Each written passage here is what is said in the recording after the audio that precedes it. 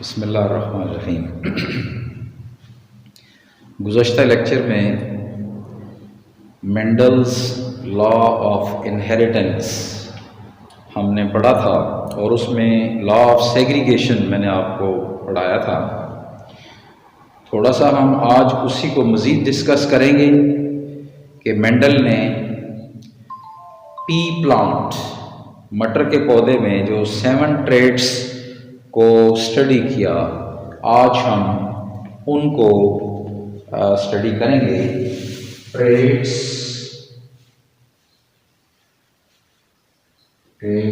In P plant study bye Mendel.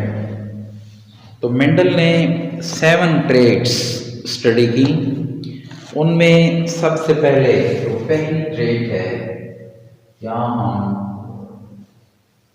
Traits लिखेंगे और यहाँ हम देखेंगे कि उनमें से कौन सी डोमिनेंट ट्रेट है और कौन सी रिसेसिव ट्रेट है, और इनकी जो जीनोटाइप्स हैं वो भी हम साथ साथ इंशाल्लाह हम पढ़ेंगे। तो सबसे पहली जो ट्रेट मेंडल ने स्टडी की वो सीड शेप।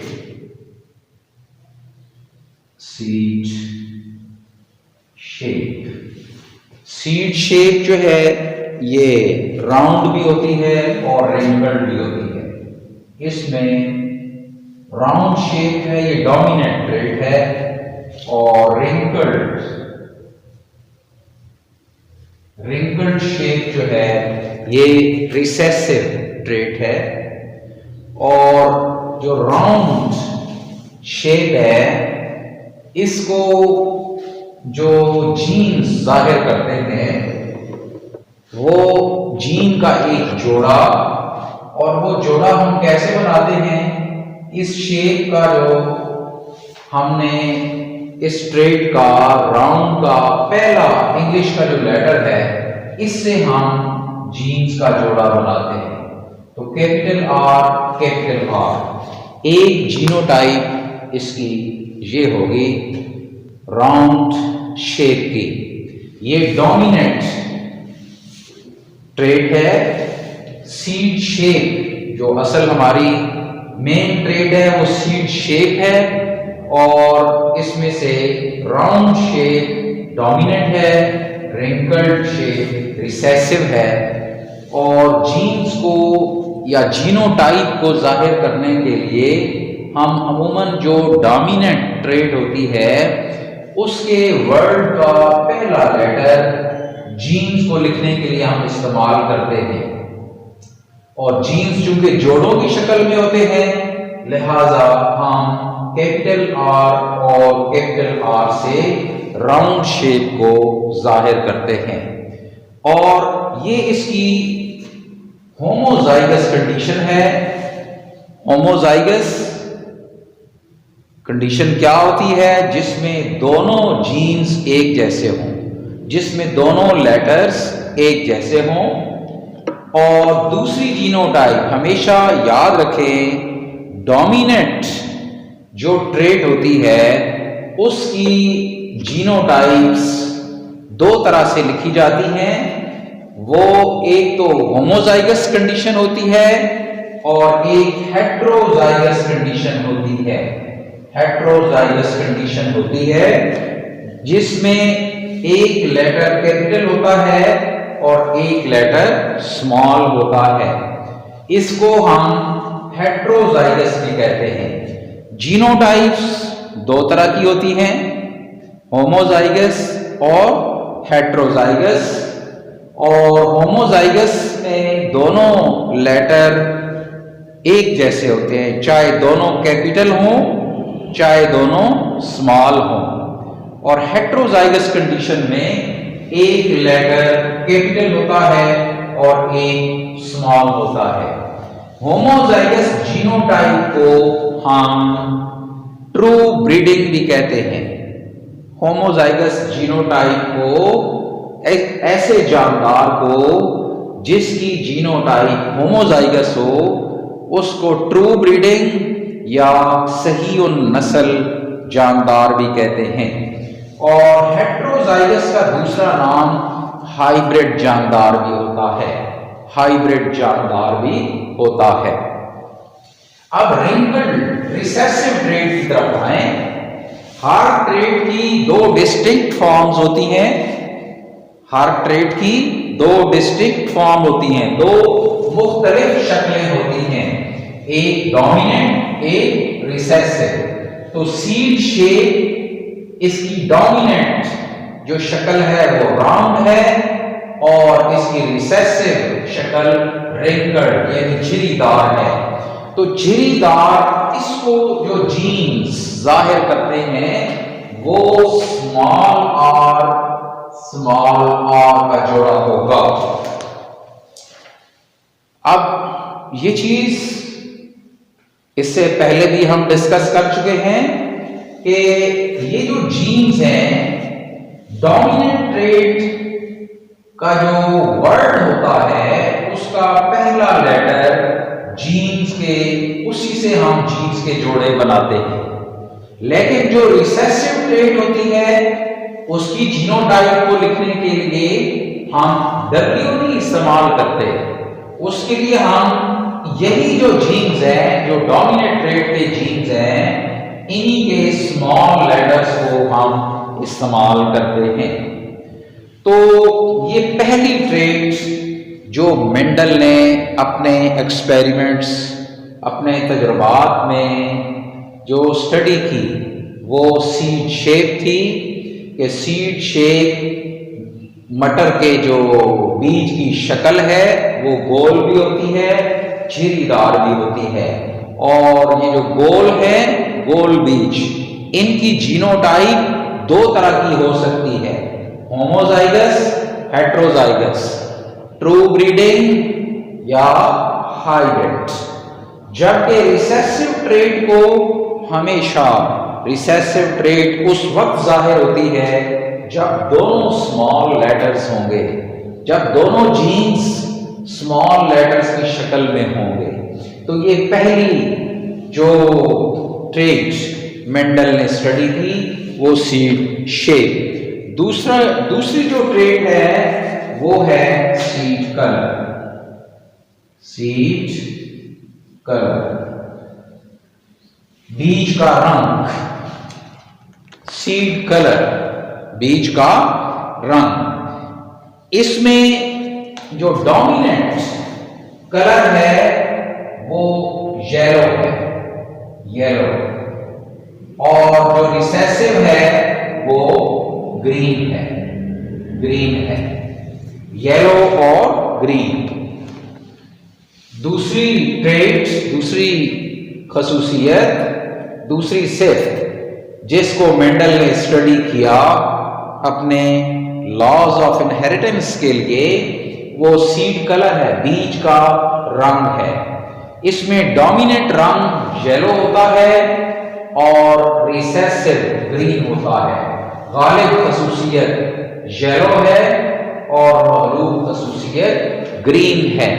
अब जिस तरह ऊपर हम पढ़ चुके हैं कि जो डोमिनेंट है इसको जाहिर करने के लिए हमने पहला वर्ड इस्तेमाल किया है, पहला लेटर, वर्ड का पहला लेटर इस्तेमाल किया है। और रिसेसिव को जाहिर करने के लिए, रिसेसिव जीन्स या जीनोटाइप को, इसी आर के स्मॉल लेटर्स को हमने इस्तेमाल किया है। तो यही रूल हम यहां भी इस्तेमाल करेंगे। इस डोमिनेंट ट्रेट, इस वर्ड का पहला लेटर है वाई, तो ये कैपिटल वाई और कैपिटल वाई, ये होमोजाइगस या ट्रू ब्रीडिंग जानदार है, और कैपिटल वाई और स्मॉल वाई ये हेट्रोजाइगस या हाइब्रिड जानदार है। तो ये डोमिनेंट शक्ल है और रिसेसिव शक्ल क्या है, स्मॉल वाई, स्मॉल वाई। बस ये रिसेसिव फॉर्म सिर्फ उसी वक्त जाहिर होगी जब दोनों जीन्स उसके रिसेसिव होंगे। इसको डोमिनेंट हम कहते ही इसलिए हैं कि इसमें अगर जीन के जोड़े में एक लेटर भी कैपिटल हो तो वो अपने आप को एक्सप्रेस करेगा, अपनी ट्रेट को एक्सप्रेस करेगा। तो ये एक भी कैपिटल आर होगा तो राउंड शक्ल जाहिर होगी, एक भी कैपिटल वाई होगा तो येलो कलर जाहिर होगा। तो ये दूसरी ट्रेट के जो मेंडल ने स्टडी की। अब तीसरी जो ट्रेट उसने स्टडी की वो फ्लावर कलर है। फ्लावर कलर है, फ्लावर कलर है, फूल का रंग, फूल का रंग। तो उसमें एक जो डोमिनेंट कलर है फूल का वो पर्पल है, वो पर्पल कलर है, पर्पल कलर। और जो इसकी रिसेसिव फॉर्म है वो है वाइट, पर्पल और वाइट, पर्पल और वाइट। ये फ्लावर कलर में, ये आपने याद रखना है, ये सीड कलर का, बीज का रंग, ये फूल का रंग है, मटर के फूलों का रंग। उसमें जो पर्पल कलर है, ये पर्पल कलर ये डोमिनेंट है। तो पर्पल इसका पी कैपिटल होगा, पी कैपिटल होगा। अब इसकी जीनोटाइप हम कैसे लिखेंगे? उसी तरह सेम कैपिटल पी और कैपिटल पी और कैपिटल पी और स्मॉल पी। ये टू ब्रीडिंग, ये होमोजाइगस और ये हेट्रोजाइगस या हाइब्रिड। और व्हाइट कलर इसको स्मॉल पी और स्मॉल पी जाहिर, ये जीनोटाइप इसको जाहिर करेगी। तो ये तीसरी ट्रेट है जो मेंडल ने स्टडी की, फ्लावर कलर। चौथी है pod shape, pod shape, pod shape, pod shape. जो मटर की फली है उसकी शक्ल ये भी दो तरह की होती है। एक फ्लैट होती है, फ्लैट, फ्लैट, हमवार, फ्लैट। तो इसको जो जीन जाहिर करते हैं वो कैपिटल एफ और कैपिटल एफ या कैपिटल एफ और स्मॉल एफ। और इसी तरह इसकी जो इसकी जो पॉड शेप है इसकी फ्लैट और कंस्ट्रिक्टेड, फ्लैट और कंस्ट्रिक्टेड, कंस्ट्रिक्टेड, फ्लैट और कंस्ट्रिक्टेड, ये दो इसकी डिस्टिंक्ट फॉर्म्स हैं पॉड शेप की फली की शक्ल। एक फ्लैट होती है, हमवार फली होती है, उसकी जो बाहर वाली सतह है वो हमवार होती है। और एक कंस्ट्रिक्टेड होती है कि जो जिसके अंदर पिचकी हुई होती है, दरमियान में से पिचकी हुई होती है, कंस्ट्रिक्टेड। ये इस तरह अगर आप ये आपको वाज़ेह नजर आ सके तो ये कंस्ट्रिक्टेड है। फ्लैट जो है वो बिल्कुल हमवार फली है और कंस्ट्रिक्टेड के अंदर जो है वो दरमियान में से पिचकी हुई होती है। तो फ्लैट को जाहिर करने के लिए जो जीनोटाइप इस्तेमाल होती है ये कैपिटल एफ और कैपिटल एफ और स्मॉल एफ। और कंस्ट्रिक्टेड को जाहिर करने के लिए स्मॉल एफ और स्मॉल एफ। ये जीनोटाइप्स मैंने साथ ही लिख दी हैं। तो ये चौथी ट्रेट है कि जो मेंडल ने स्टडी की है।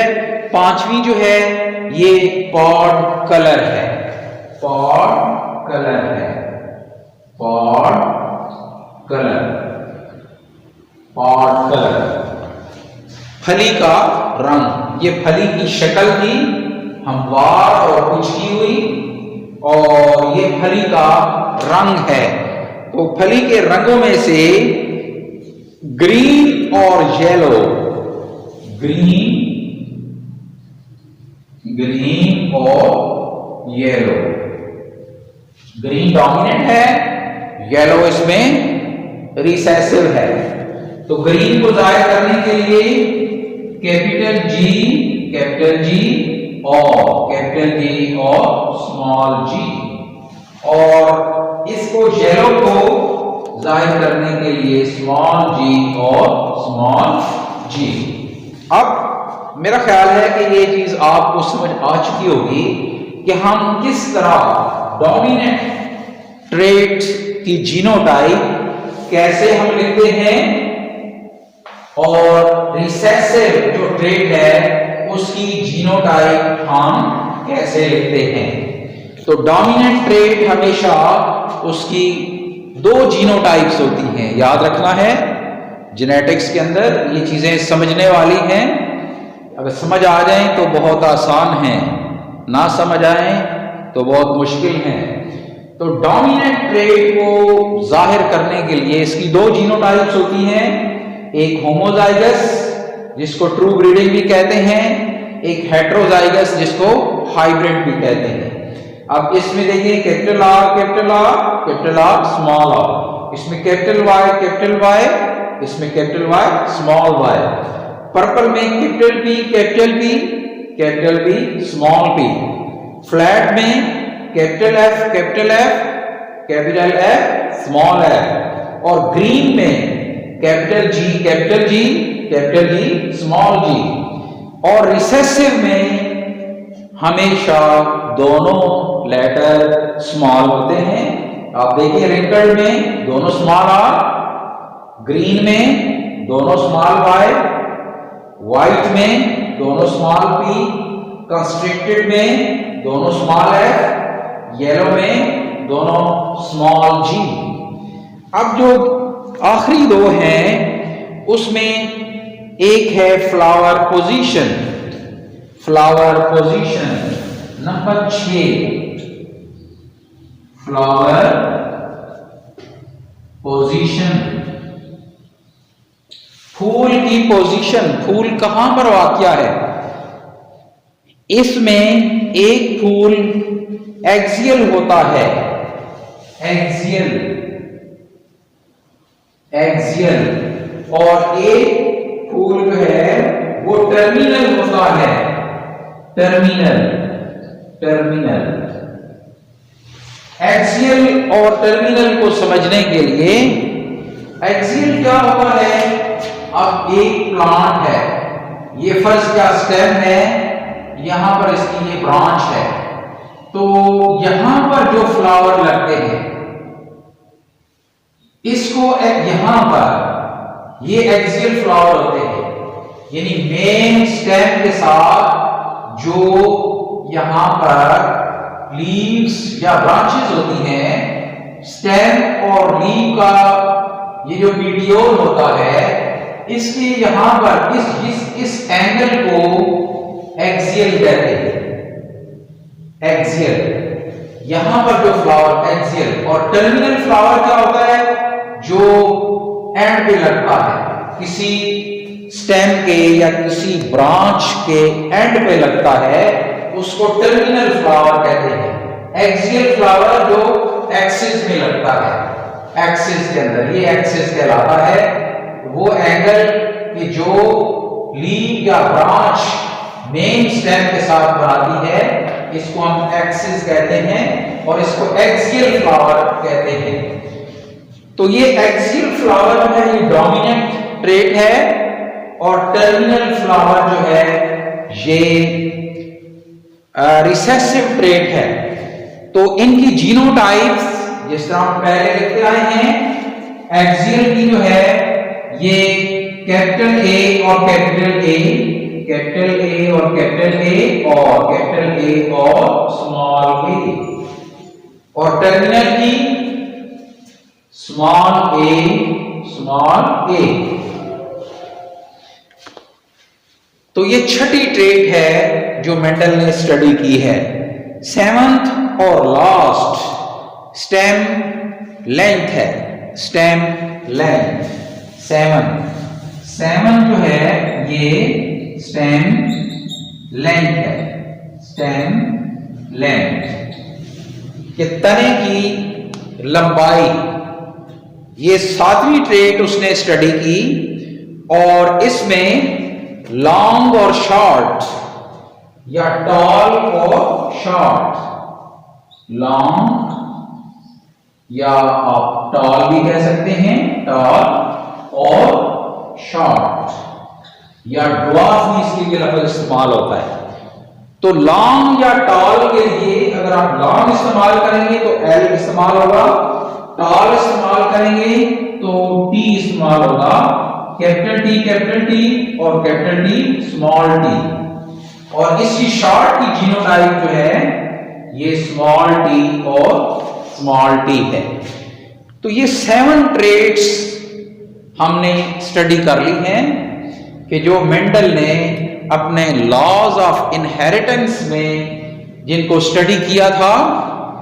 ये बुक में इतनी डिटेल के साथ नहीं है, लेकिन मैंने आपको इसलिए समझा दिया है, ये फ्यूचर में आपको ये चीजें समझ आएंगी कि इनकी डोमिनेंट जीनोटाइप क्या है और जो रिसेसिव फॉर्म्स है उनकी जीनोटाइप्स क्या हैं। मैं इसको एक दफा फिर रिपीट करता हूं ताकि आपको सही तरीके से समझ आ जाए। Mendel studied 7 traits in P plants for his experiments. The first trait which he studied was seed shape, and its 2 distinct forms were round shape and wrinkled shape. And the genotype of round shape is capital R and capital R small r. These are the genotypes, and this is phenotype. Round phenotype, and this is genotype. The genotypes, this is homozygous and this is heterozygous. This individual is true breeding and this is hybrid. And this, the second form of seed shape is wrinkled seed, and its genotype is small r, which is homozygous. The recessive trait is always homozygous or true breeding. Recessive trait is always homozygous and it is always true breeding. The second trait which Mendel studied for his experiment was seed color. The yellow color was dominant and the green color was recessive in seeds. So the genotype for seed color, the capital Y shows the true breeding or homozygous yellow color. The genotype capital Y and small y shows the heterozygous condition or the hybrid trait or hybrid condition. The green color of the seed is recessive trait and it is always homozygous or true breeding. The third trait is flower color. The purple flower color is dominant form and the white flower color is recessive form. So capital P, it will show the homozygous flower color or true breeding flower color, and the capital P and small p is heterozygous genotype and it will show the hybrid or heterozygous flower color. The white flower color is recessive trait and its genotype will be small p, which will be always homozygous or true breeding. Homozygous or true breeding, is the condition in which the both genes are capital or small, dominant or recessive. The fourth trait is pod shape. The pod shape, the flat pod shape is dominant trait, and the constricted pod shape is recessive form. So capital F is the homozygous or true breeding flat pod shape, and the constricted, the genotype of constricted pod will be small f, and the capital F and small f, it is the heterozygous or hybrid condition of the pod shape. Similar is the pod color. Green pod color is dominant trait, and the yellow pod color is recessive pod color. So the genotypes will be capital G and capital G small g. It is homozygous or true breeding, and it is heterozygous or hybrid, and this is true breeding or homozygous. Yellow color of the pod is recessive trait. The sixth trait is flower position, कि फूल कहाँ लगता है. The axial flower is dominant form of the flower. The genotype of this dominant form is capital A and capital A small a. These both genotypes will show the flower, the axial flower position, but the capital A is true breeding or homozygous, and capital A small a is heterozygous or hybrid, and the terminal flower position is recessive trait, and its genotype will be small a, which is true breeding or homozygous. And the last one, the seventh trait studied by Mendel, was stem length. Tall stem length and the short stem length. Tall is the dominant form and the short is the recessive form. The genotypes for tall plant will be capital T and capital T small t. First is the homozygous and the second is the heterozygous. First is the true breeding and the second is the hybrid one. And the short stem is the recessive form of the pea plant, and the genotypes will be small t, which is homozygous and true breeding. So these are the 7 traits studied by Mendel. अब जो है ये मानो hybrid cross last time हम study कर चुके हैं. मानो hybrid cross,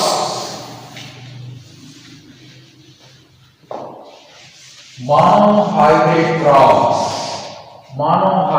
cross is the cross in which only one trait is studied at a time. The cross in which only one trait is studied at one time is known as monohybrid cross. So the monohybrid cross, the Mendel's law of segregation, इसको समझने के लिए monohybrid cross हमने की थी कल. एक tall plant था, टॉल प्लांट जिसको true breeding tall plant or true breeding short plant.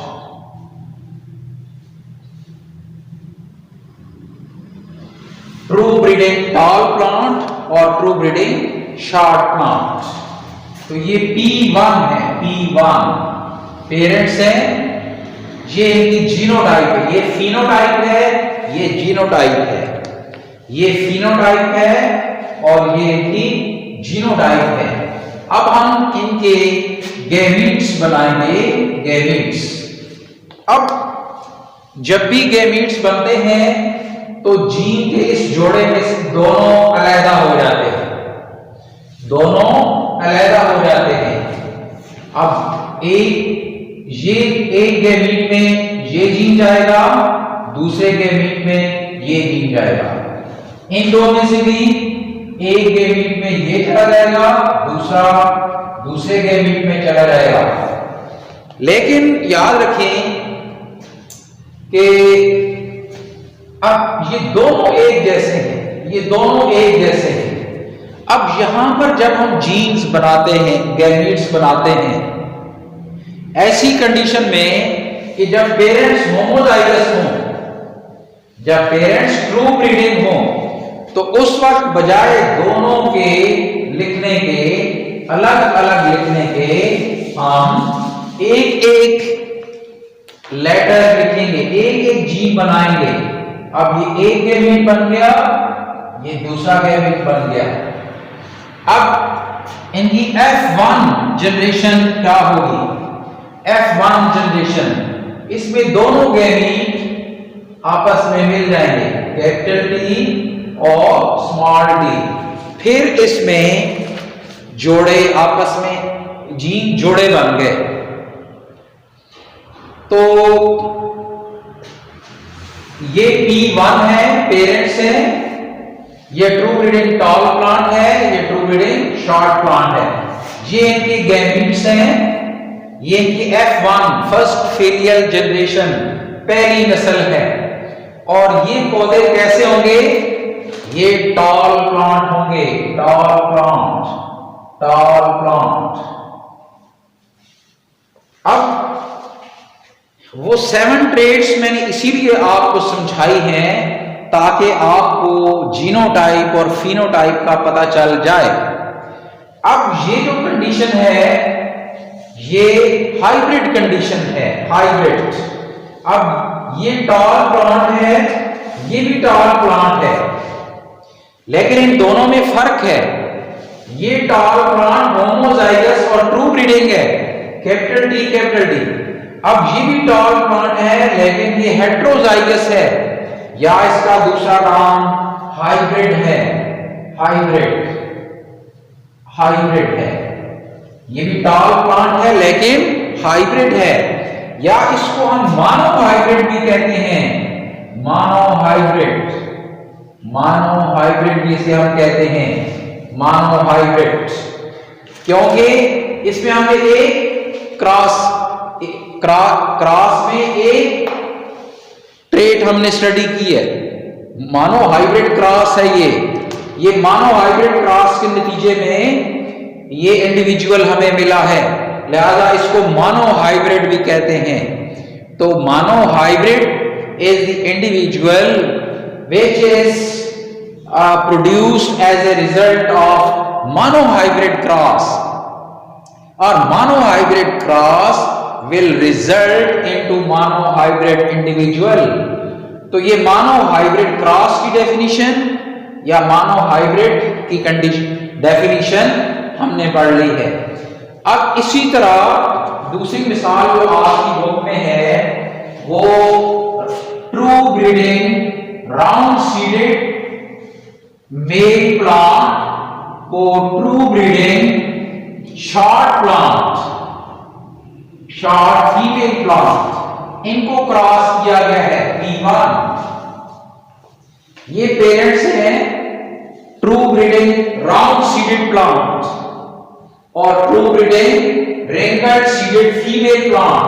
हमेशा जब भी क्रॉस होता है तो एक प्लांट जो है वो मेल होता है और एक प्लांट हमेशा फीमेल होता है। मेल प्लांट और फीमेल प्लांट, ये सिंबल मेल का सिंबल है, ये फीमेल का सिंबल है। तो ये दूसरी मानो हाइब्रिड क्रॉस की एग्जांपल मैं आपको बताने लगा हूं। जो आपकी बुक में है, इसको भी आप समझ लें। तो ये पेरेंट्स हैं P1, ये राउंड सीडेड ट्रू ब्रीडिंग या होमोजाइगस राउंड सीडेड प्लांट की जीनोटाइप हमने लिखी, और ये true breeding wrinkled seeded parent की हमने जीनोटाइप लिखी। ये मेल पेरेंट है और ये फीमेल पेरेंट है। अब इनके हम गैमीट्स बनाएंगे, तो कैपिटल R बनेगा और स्मॉल r बनेगा। बनते दो हैं, लेकिन चूंकि ये एक जैसे दोनों बनते हैं, लिहाजा हम सिंगल सिंगल लिखते हैं। अभी दूसरी जो एक और क्रॉस के जरिए मैं आपको बताऊंगा कि जिसमें हेटेरोजाइगस पेरेंट होंगे तो उसमें गैमीट्स कैसे बनते हैं। तो ये गैमीट्स हैं। अब इनके F1 पहली नस्ल बनेगी, पहली नस्ल। तो पहली नस्ल में फिर ये दोनों गैमीट्स मिल जाएंगे, नर गैमीट और मादा गैमीट जाइगोट के अंदर मिलकर फिर ये कैपिटल R और ये स्मॉल r, ये राउंड सीडेड प्लांट होंगे, राउंड सीडेड प्लांट होंगे। और ये भी हेटेरोजाइगस या हाइब्रिड या मोनोहाइब्रिड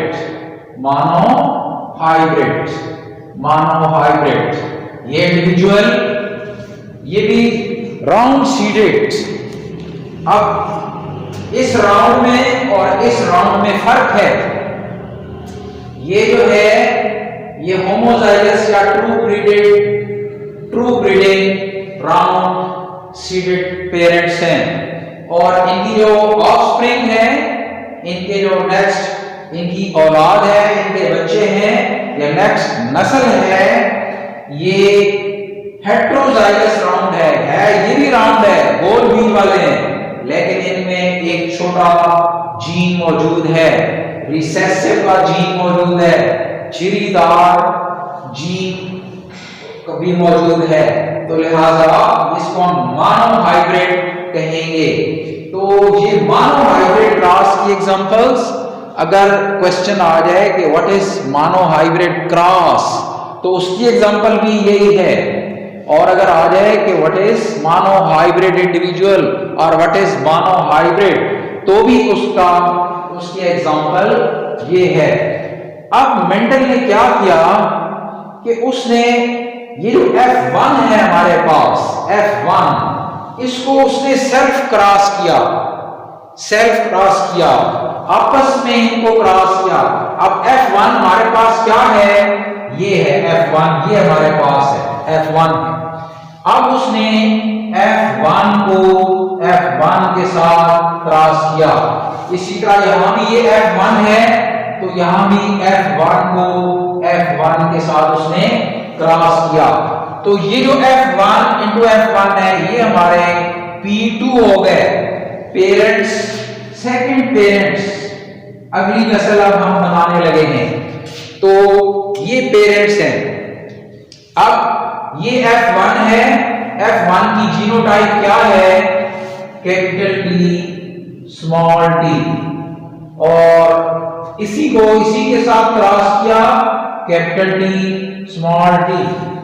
ये हमारे P2 हैं, सेकंड पेरेंट। ये P1 थे, ये F1 है। अब ये F1 को F1 से क्रॉस कर रहे हैं। अब ये पेरेंट्स हैं हमारे P2, तो F1 को F1 से क्रॉस करेंगे। F1 की जीनोटाइप ये है, कैपिटल T स्मॉल t। इसी से हमने सेल्फ क्रॉस करना है, तो दूसरा भी कैपिटल T स्मॉल t। अब ये मेल प्लांट है और ये फीमेल प्लांट है। तो अब ये पेरेंट्स हैं। अब हमने इनके गैमीट्स बनाने हैं, गैमीट्स। अब यहां पर ये चूंकि हेटेरोजाइगस पेरेंट हैं, इनमें दोनों जीन का ये जो जोड़ा है, इसमें दोनों जीन्स एक जैसे नहीं हैं, हेटेरोजाइगस हैं। लिहाजा इसमें दो तरह के जीन बने, दो तरह के गैमीट बनेंगे। एक गैमीट में ये T आएगा और दूसरे गैमीट में ये स्मॉल t आएगा। एक कैपिटल T इस गैमीट में चला गया, स्मॉल t इसमें चला गया।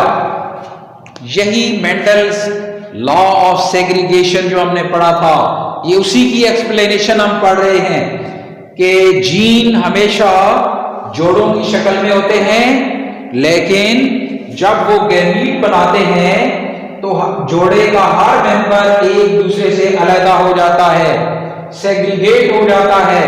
और इस तरह होता है कि एक गैमीट में एक जीन आता है, एक गैमीट में एक जीन आता है। इसी तरह ये फीमेल है, इसके भी एक गैमीट में कैपिटल T आ जाएगा और एक में स्मॉल t आ जाएगा। अब ये गैमीट, ये मेल गैमीट है और ये फीमेल गैमीट है।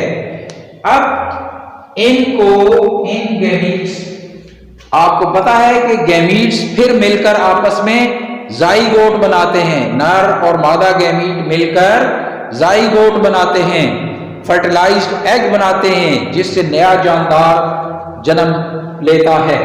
अब ये नर गैमीट है, ये मादा गैमीट है। इनको मिलाने के लिए कल आपको याद होगा कि मैंने एक मुरब्बा बनाया था, एक चेकर बोर्ड बनाया था और मेल गैमीट को हमने एक तरफ लिखा और ये मेल गैमीट, इनको हम एक तरफ लिखते हैं कैपिटल T और स्मॉल t, और ये फीमेल गैमीट, इनको हम दूसरी तरफ लिखेंगे कैपिटल T और स्मॉल t। अब इन दो के दरमियान लाइन खींच दें, इन दो के दरमियान लाइन खींच दें और इस मुरब्बे को, बोर्ड को पूरा कर दें। अब ये जो है ये दो मेल गैमीट हैं और ये दो फीमेल गैमीट हैं। अब इनके जाइगोट बनेंगे, नर और मादा गैमीट ने आपस में मिलना है। हर जो खाना है, हर जो मुरब्बा है, स्फीयर है, इसके अंदर एक नर गैमीट होगा, एक मादा गैमीट होगा। दोनों मिलकर जाइगोट बनाएंगे और जीन के जोड़े कंप्लीट हो जाएंगे। और आपने कैसे ये जोड़ा बनाना है, इस मुरब्बे के ऊपर देखना है और बाएं, हर जो खाना है उसके ऊपर और बाएं, ऊपर क्या है और बाएं क्या है, उन दोनों को आप इस स्फीयर के अंदर लिख लें तो जीन का जोड़ा कंप्लीट हो जाएगा। आप इसके ऊपर क्या है कैपिटल T, बाएं क्या है कैपिटल T। अब इसके ऊपर क्या है स्मॉल t, बाएं क्या है कैपिटल T। तो कैपिटल हमेशा पहले लिखते हैं कैपिटल T और स्मॉल t। अब इसमें देखें ऊपर क्या है कैपिटल T है, बाएं क्या है स्मॉल t, कैपिटल T और स्मॉल t। अब लास्ट में देखें ऊपर भी स्मॉल t है, बाएं तरफ भी स्मॉल t है, स्मॉल t स्मॉल t। तो ये हमारी F2 जनरेशन है, F2 जनरेशन, ये हमारी F2 जनरेशन है। F2 ये जो है ये हमारी F2 जनरेशन है, ये हमारी F2 जनरेशन है कि जिसमें अब अगर ये जीनोटाइप्स है F2 की दूसरी नस्ल है, इसकी फिनोटाइप अगर हम देखें तो ये टॉल प्लांट होगा, होमोजाइगस ट्रू ब्रीडिंग। ये भी टॉल प्लांट होगा, होमोजाइगस ट्रू ब्रीडिंग नहीं, होमोजाइगस भी नहीं, हेटेरोजाइगस और हाइब्रिड टॉल प्लांट। ये भी capital T small t, hybrid या हेटेरोजाइगस टॉल प्लांट। तो ये भी टॉल, ये भी टॉल, ये भी टॉल, और ये स्मॉल t, ये शॉर्ट प्लांट होगा। तो इसमें 3:1 रेशियो, पिछले लेक्चर के अंदर मैंने आपको बताया था 3:1 ratio, 3 dominant 1 recessive, 3 dominant 1 recessive. अब यही क्रॉस अगर आप इस शक्ल में करें तो इसमें भी F2 3:1 रेशियो में आएगी। तो मेंडल ने अपने एक्सपेरिमेंट्स में अपना जो लॉ ऑफ सेग्रीगेशन है उसमें उसने क्या चीज बताई है कि genes are always in the form of pairs. Genes are always in the form of pairs. But when they form gametes, they separate from each other. They segregate from each other. Of these, this is gene pair. This is gene pair. This is male parent. This is female parents. So in all individuals, the genes are always in the form of pairs. But when they form gametes, they will segregate from each other. एक दूसरे से अलग होंगे. In such a way that each gamete will get one allele or one gene from this gene pair. This gamete it will get capital T and this gamete will get small t. So similarly, this female parent it will form gametes and this gamete will get capital T and this will get small t. Each gamete will get one allele from gene pair. So the genes are in the form of pairs, but when they form gametes, they will segregate from each other. And when they unite again in zygote formation, the genes will again be in the form of pairs. तो ये gene जो है ये दोबारा जोड़ों की शक्ल इख्तियार कर लेंगे. अब ये मेल गैमीट इधर आ गए, ये फीमेल गैमीट इधर आ गए, तो इधर दोबारा जब ज़ाइगोट बनाएंगे तो ये दोबारा जोड़े बन जाएंगे. तो ये सब कुछ इसका कंक्लूजन क्या है? इसका कंक्लूजन क्या है? ये लॉ ऑफ सेग्रीगेशन है. जो these conclusions were called the law of segregation. ये लास्ट सेंटेंस जो आपकी बुक के अंदर भी है कि these conclusions, अब ये सब इस सब का कंक्लूजन क्या है? These are called the law of segregation. लेकिन मैंने आपको समझा दिया कि लॉ ऑफ सेग्रीगेशन दरअसल ये है कि जीन्स हमेशा जोड़ों की शक्ल में होते हैं, लेकिन जब वो गैमीट बनाते हैं तो गैमीट बनाते वक्त वो एक दूसरे से इस तरह अलहदा होते हैं कि हर गैमीट के अंदर एक जीन होता है और वो गैमीट जब दोबारा ज़ाइगोट बनाते हैं तो दोबारा जोड़े बहाल हो जाते हैं. तो ये मेंडल का लॉ ऑफ सेग्रीगेशन हमने पढ़ लिया और ये 7 ट्रेड्स भी हमने पढ़ ली हैं. ये नेक्स्ट टाइम इंशाल्लाह हम Mendel's law of independent assortment पढ़ेंगे कि जिसमें हम डाई हाइब्रिड क्रॉस पढ़ेंगे. और डाई हाइब्रिड ये मानो याद रखना है कि मेंडल के लॉ ऑफ सेग्रीगेशन में उसकी एग्जाम्पल मानो हाइब्रिड क्रॉस के जरिए दी जाती है. इसमें मानो हाइब्रिड क्रॉस हम पढ़ते हैं. जो नेक्स्ट लॉ हम पढ़ेंगे लॉ ऑफ इंडिपेंडेंट असॉर्टमेंट जो इंतहाई अहम है, उसमें हम डाई हाइब्रिड क्रॉस या डाई हाइब्रिड इंडिविजुअल क्या होता है उसकी एग्जाम्पल से हम लॉ ऑफ इंडिपेंडेंट असॉर्टमेंट को इंशाल्लाह एक्सप्लेन करेंगे. अल्लाह हाफिज.